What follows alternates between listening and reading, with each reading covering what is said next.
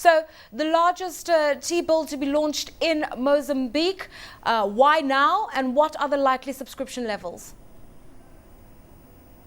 It is indeed the first bond issuance in a very long time in Mozambique. The last issuance we saw was in October 2010, where they seek to raise about 40 million US dollars through a similar bond on the local stock exchange.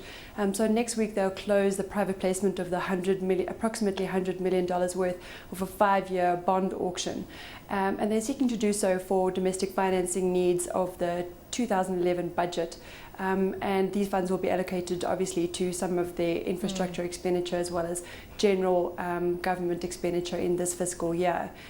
We're expecting quite a positive response to this security issuance. Obviously, it's a rare occasion to be able to invest in government securities in the Mozambican market.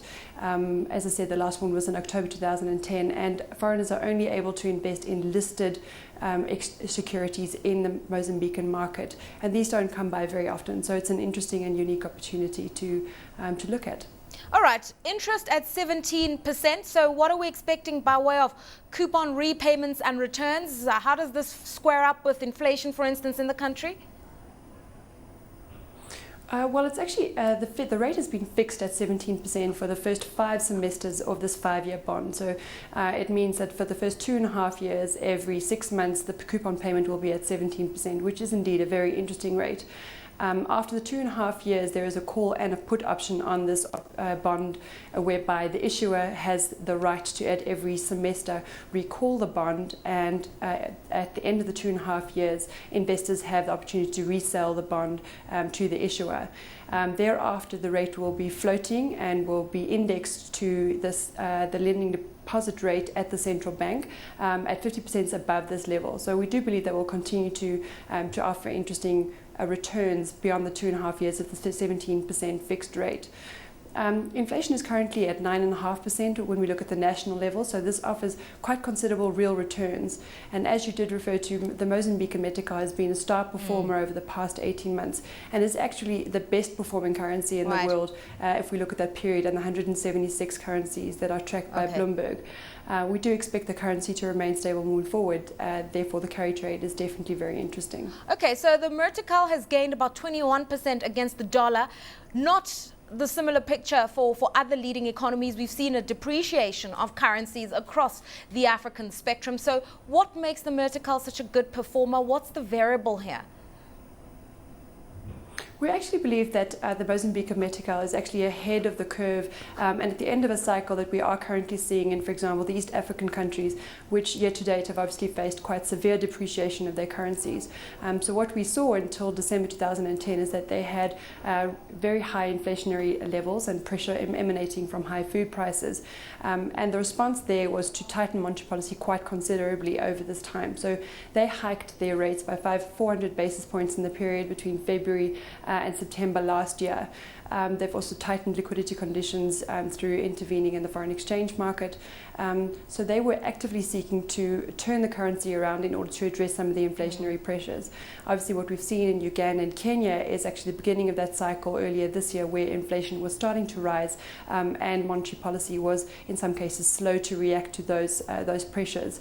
So Mozambique was very adamant in its response to those inflationary pressures and did view the currency as an important transmission mechanism for monetary conditions. So we've seen them tighten accordingly and the currency responding accordingly.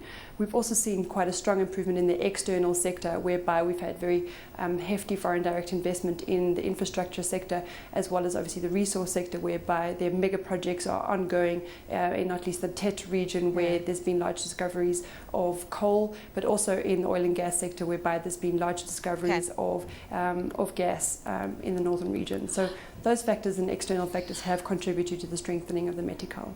This bond is seen as a litmus test for a possible international bond that Mozambique would like to issue in the next year or two.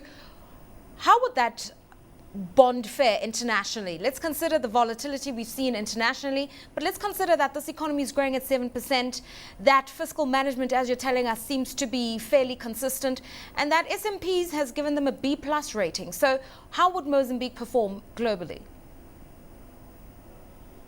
Well, it is indeed possible that they will seek to enter the Eurobond market in 2012.